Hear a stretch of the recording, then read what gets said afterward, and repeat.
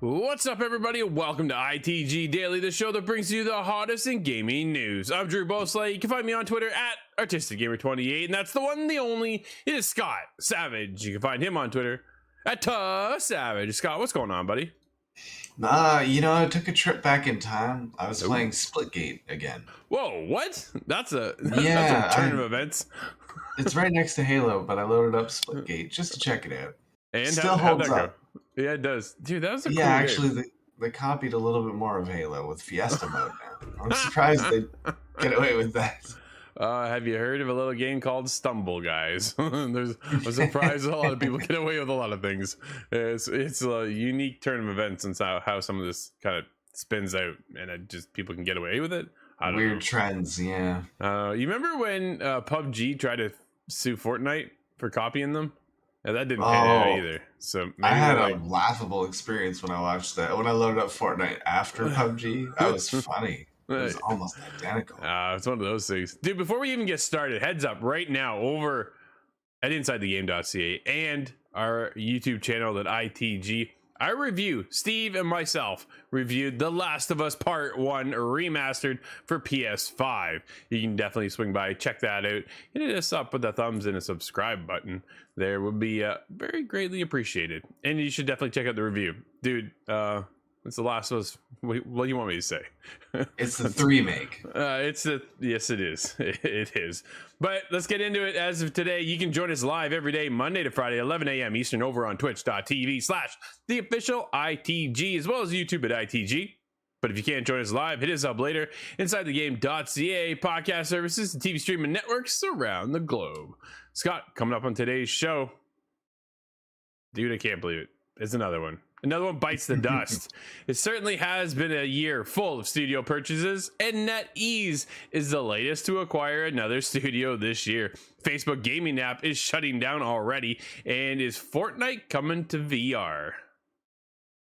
That's an interesting. That's a rather big development on that one. Sure is, but let's get into it. NetEase acquires Quantic Dream as first European studio. Detroit Become Human developer will operate independently. Co-CEO tells GamesIndustry.biz that toxic workplace allegations has, quote, no impact on discussions, end quote. This comes from James Batchelor over at the GamesIndustry.biz. China-based publisher NetEase has acquired French developer Quantic Dream for an undisclosed sum. Scott, nobody knows. Well, somebody knows. Somebody knows how much they got bought out for, but either way, NetEase previously invested in Quantic Dream, taking a minority stake back in 2019. Speaking to GamesIndustry.biz at the time, the studio discussed how this enabled it to branch beyond making PlayStation exclusives and targeting a wider variety of platforms. Now, under the full ownership of NetEase, the developer becomes the Chinese giant's first studio in Europe and a key part of the new parent's global expansion strategy. Scott, big move here coming in and scooping up Quantic Dream. Dude, was the writing on the wall? That's my biggest question. Still what I suspect is a very, very big acquisition. I suspect the price tag on that is not small. But it's also good for everybody if it opens up exclusivity, in my opinion. Exclusivity is good in some situations, but sure. In the case of Quantic Dream, I want to see that storytelling, that kind of ability to be more free-flowing. Dude, Quantic Dream tells an incredible story like no other. The way they've been able to kind of fathom together these open-ended conversations within the game that they design and build around, and then the opportunity of just endless options that everybody is. Their story is their story. I think that's what it kind of makes Quantic Dream so special, is their gift to then your story be different than my story. Like at the time when we played Detroit Become Human, I remember everybody's story I talked to was different than mine. I think that's one of the coolest things. Like right in this trailer here with, I believe it's Connor. Dude, the outcome on that little situation with that hostage, with the little girl, the daughter, is like, there's so many opportunities of how that can go right or can go very wrong, and just how you kind of piece it all together, how much time you take. Like there's just a lot of factors that play into effect, and it's just crazy how they can kind of conjure up all these ideas just for a simple little outcome, which in a lot of games there's just a straight point A to point B conversation, and the outcome is the outcome, right? Where here, dude, everything ends so differently, and it's a magical experience when you play these type of games to have that. Again, your experience is just so different than mine, and that's what kind of keeps that water cooler moment conversation going. Oh, I like that it's very high stakes. If things go No, yeah. awful, you can continue that playthrough out. It's like Life is Strange that way, I think, where you make some decisions that are awful for certain characters, but you will see them out in a way that makes sense and matters. That's cool.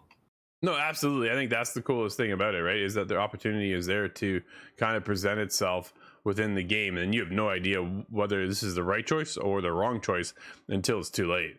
And that's kind of how it goes, right? So, one instance, the girl, like you lose her over the building, the next you save the girl, and then there's just, man, like the way that game ended for me, I was just left. My jaw was on the ground. I was like, "You got to be kidding me! This is how it went." And then I talked to Steve, and he's like, "No, dude, I did this." I was like, "What the heck? How'd you do that?" And then I talked to somebody else, and I ended up doing like, dude, it's so cool. But to see them now get gobbled up, dude. Again, we keep talking about it all year long, but how many studios keep getting purchased and purchased and purchased?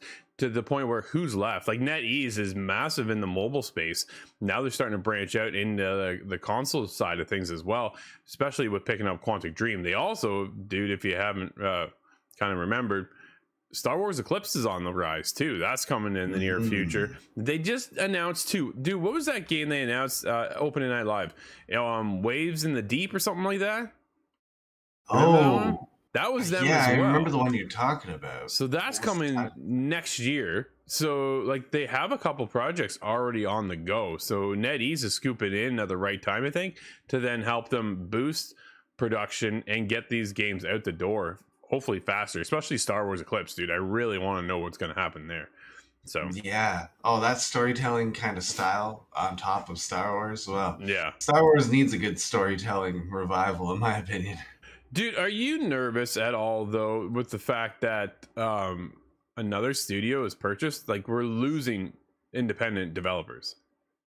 As long as the freedom is maintained for the creative ability, because I don't want to see them just be Yeah, stapled into a very sharp formula and just have to remain there in the right. ways that Telltale sometimes can only make one kind of game. No, But that's fair. Quantic Dream seems a little bit more. Well, they don't seem to deviate as much from their own storytelling. So as long as that's not affected too much in this case, Yeah. I'm not worried. But like you said, what is the next one? Well, that's just it, right? I think that's the biggest concern is who's left. The uh, we've heard rumblings of Ubisoft getting purchased, Square Enix is getting purchased, that kind of thing. So yeah, a lot of questions are just who's going to remain an actual studio and not get purchased by somebody. Scott, I want to move in quickly, just super quick though. Facebook Gaming to Shutter app this October. The mobile application shuts down 2 years after launching on iOS and Android. Jeffrey Russo over GamesIndustry.biz. Facebook Gaming has announced that its app will no longer be active on October 28th. The change will affect both iOS and Android versions of the program, as reported by Eurogamer. The news of its closure comes 2 years after it launched on mobile devices. Within the announcements regarding the app shutting down, the company said that the gaming division will continue to operate. So, quote, despite this news, our mission to connect players, fans, creators with the games they love hasn't changed. And you'll still be able to find your games, streamers, and groups when you visit Gaming in the Facebook app. Scott, they're just shutting down the mobile division. But during the month of July, amassed 424 million users watched. Dude, I heard Facebook Gaming's on the rise, but that I guess the app's not really working out. Kind of weird.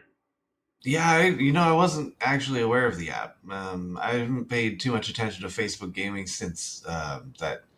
I want to say it was a Sim City that was on the browser version, Gotcha. but I couldn't imagine trying to play that on mobile. So this has moved beyond what I was aware of, anyways. But Yeah. with Now, that kind of popularity, 424 million hours watched, I'm curious as to why they would shutter it down.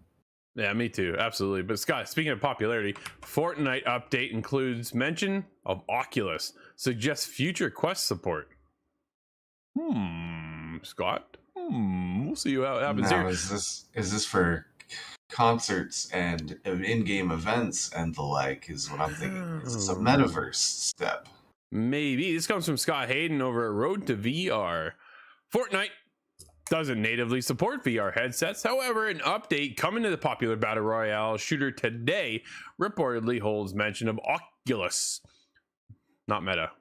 Dude, it's still all over the place, isn't it? Dude, nobody has a straight path of what this platform is called anymore. Possibly pointing to the future VR support for the game. Update 21.50. The game's fifth and final update to Season 3 is rolling out today, and it seems, I think this was yesterday, and it seems data miner and popular. Season 3. Yeah, well, it's like Season 3 of like Chapter 8 or something. Exactly, right? Yeah. The data miner and popular Fortnite leaker HypeX has gotten a look under the hood, maintaining that Epic has added, quote, stuff related to Oculus, end quote. We haven't been able to independently verify this. However, HypeX, who is known in the community as a reliable leaker, surmises this could point to VR support being added to the game at some point in the future, Scott. But you raised a very good point, dude. Something I never even thought of. I'm just thinking here, like, dude, can you imagine playing Fortnite in VR? Try and build, dude. You build as quickly as they do right now in VR. Oh yeah, you ruined it there. No, it's no build mode. Has to be no. Can you imagine shooting a kilometer in the air in a tower to find another guy doing the same? Fortnite is a wild animal. Absolutely, yeah. It's dude. That's an interesting little take. Did you expect this to come? I want to.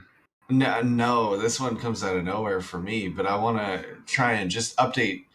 Because the idea of a battle royale in VR might seem like a big undertaking for some, and that is true. Although it has been done before, and a lot of people aren't aware of that. You and I believe, have played 2 different ones on VR. I certainly remember both of them, and they worked very well for what they were. A little bit simplified, but I'm picturing that with Fortnite kind of graphics over top of it, simplifies it a little further. And I think this actually could be a really big popularity boost. Well, dude, I think the advancement in technology now also allows the graphics side, like Aspire 2, one of the VR games we're kind of most anticipated for playing on Oculus this year, is looking incredible. And it's one of those instances where it's no longer a 720. It's really it's starting to scale up to that 4K scenario where things are looking a lot better than what they did when they initially launched. So the ability then also lends over to the tech, so you aren't getting motion sickness. Even though, dude, I got motion, like I was able to play a round or 2 in those battle royales, but after that I was out. Like I was like, yo, I'm going green kind of situation. Right? I remember that getting a little rough. Oh man, but there's certain games where you are able to slow it down. But even what's the one that dude, you got sick in? It was, you were in a canoe. I love that game too. I can't remember now. It's been so long.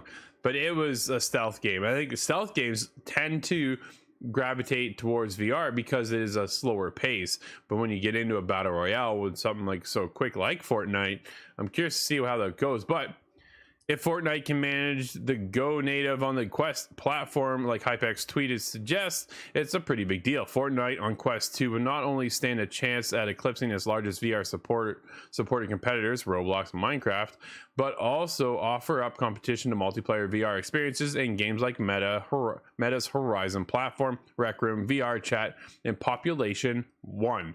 There is one of the Battle Royale games right there. It came out in 2020. Scott. Oh, okay. That's one potential that I have not seen. Well, and here on top of all of that, Scott, you mentioned the metaverse. Earlier this year, Epic secured a $2 billion investment to stoke its metaverse ambitions, something CEO and founder of Epic, Tim Sweeney, said at the time would accelerate our work to build the metaverse and create spaces where players can have fun with friends, brands can build creative and immersive experiences, and creators can build a community and thrive. End quote. $2 billion, Scott. Well, if you certainly wanted to That's enough money to throw at the project. I believe I'll make a metaverse for $2 billion. I'm in, dude. I'll assemble the Avengers of metaverse. Yeah, Avengers assemble. Let's go. It's metaverse time. It's Epic is on to something, I think, massive. If they're looking at VR, I think it's more than just Fortnite. I think that's the biggest thing. Yeah. I think Fortnite is their starting platform, but is opening it up to like things like you say, right? Like the concert side of things, when how you would experience maybe that scenario and others opportunities as well. It's going to be huge to see what Epic is working on with a $2 billion investment. You mentioned stealth games in VR, and I want to touch on that before we head into the next topic here. Yeah. I want Splinter Cell in VR so badly, but I realized that playing the entire game bent over at 90 degrees would be kind of annoying, wouldn't it? You're crouched down or look at you got dude, remember the scissor kick in Splinter Cell? If you could scissor kick your way up in VR and then just drop on the dude. Yo, I love stealth games, man. I think that would make me a little sick to do it too many times, but I would do it. A challenge. I'm up for the challenge. It's okay, so I heard there's some fixes you can do for that. Actually, I was looking into that, and I meant to tell you, water, like a wet cloth on the back of your neck, is something that a lot of people use to kind of ground you. Dude, that's so weird to do this for gaming. Yeah, it is strange. There's little tricks you can do to kind of combat motion sick. I also heard you eat a little bit of candy first. Have some candy so get some of that sugar into you, and that will help too. So there's your pro tips for not getting motion sickness in VR today. And if you want to limit yourself on game time play, eat a lot of chili afterwards. Yeah, you figured that one out. Don't do that. Scott, that was a legend. Inside, I wasn't even there, but I know about it. It was a bad experience, I'll tell you. Yeah, don't try to eat a lot of chili and then do a 24-hour keys, I believe it was. Chili and sour keys. It was a wonderful night. Dude, let's get into it. Assassin's Creed Mirage is reportedly launching in spring of 2023. It is back to the basics and removes RPG elements. Ooh. Now, that might not be the most popular kind of phrasing for most people, but that has me hit right in the bullseye. I'm very curious to see where this kind of takes a spin, right? This is Michael over at PSU. It's funny because, man, the world of Assassin's Creed it's changed dramatically from what it started with to where it is now, and now it seems like they're going back. But all right, let's get into it. Fresh details on the next chapter of Assassin's Creed franchise, which we've already heard will reportedly take place in Baghdad, will launch in spring 2023 and will be bring back Eagle Vision. Dude, there is like an Eagle Vision already. I'm like, it didn't really go away. It's still there and go back to basics. Every character in Ubisoft ever has Eagle Vision. That's kind of weird, right? Like it's got, yeah. Even Agent 47 has it. He's not even Ubi. That's very true. That's at least according to info dumped by YouTuber Jonathan, who has some of his info corroborated by Bloomberg's none other than Jason Schreier. There's a lot to digest, but the latter backs up reports about a spring 2023 launch, as well as the setting is back to the basics approach, which is very, very cool. It's funny because I got into a Twitter conversation this morning with Steve Evgari, friend of the show, who often him and I will tweet back and forth and talk, and we've actually had him on the show talk about Halo. He said he bailed out of Valhalla after 120 130 hours in. That's a big commitment to leave. Just to leave in the wind, right? Yeah, it's I am now at the 109 hour mark, so I'm not too far away at this point. But I said to him, dude, like that's just the main campaign. Very little DLC in there, but I'm also not going to touch the DLC. I just want to finish the campaign and move on. Honestly, at this point, it's just so long. That was one of his biggest gripes. But reportedly, the game is titled Assassin's Creed Mirage and will be set during the period of 860 to 870. It focuses on Basim. I don't know why that hooked me up, but it did. Oh, you don't look at years very often in 3 digits. No, I was like, yo, I'm missing a 1 there, but it's not the case. Basim is in his youth. That would make for an interesting game, though. Oh, dude. Okay, a bit like Syndicate, I suppose. Right at the turn of the century. So I got a question after this, but we'll get back to the article. And focuses on Basm in his youth as a thief until he joins the Hidden Ones. Dude, I am in. I'm so down for this. The first Assassin's Creed apparently has a strong influence on its back to basic focus, although talk about there being multiple cities to explore were shot down by Schreier. Dude, I don't really need necessarily other cities to explore, but it would be cool to have maybe one or two. I don't know. Yeah, or the entire Atlantic seaboard. I'm kind of happy with them shrinking the scope of the game just a little bit. Elsewhere, I miss that big city experience. Yeah, no, I get you. Elsewhere, Eagle Vision is coming back, and the RPG element that formed the core of the last couple of games are being removed. So that means no dialogue choices, no gender choices, and no leveling system. The biggest thing, dude, that's a no dialogue and no gender choices. I'm not certain. No dialogue choices. No dialogue choices. That's kind of strange. The biggest thing to take away from all of this is mention of Assassin's Creed 1 remake. Yo, where is that? Which is reportedly going to be integrated into this game's season pass. Oh, yo, the remake will apparently.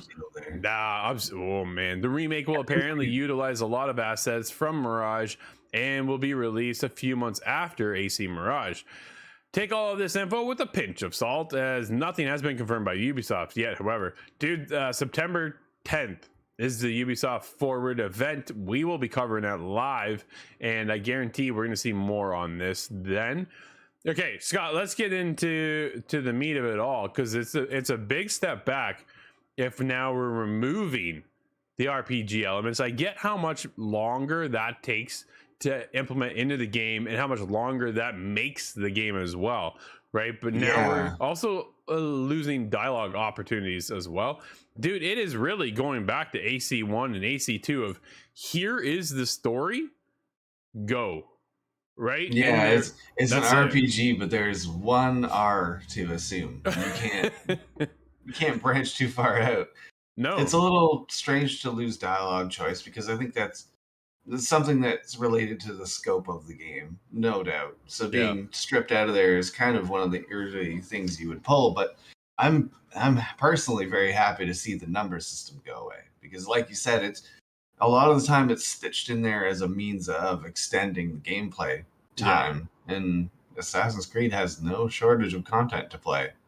No, but I am curious to see how it goes back and ties in Basm now and showcases the Hidden Ones. So the Hidden Ones really formed in Origins. That's kind of where the basis of it all started from. If you haven't played the Origins, I'm telling you, it's one of my favorite Assassin's Creed games. Go check that out. But dude, I'm anxious and excited to see it slow down a little bit and go hopefully a lot more stealth infused than what we have in the past with blowing your horn raiding camps.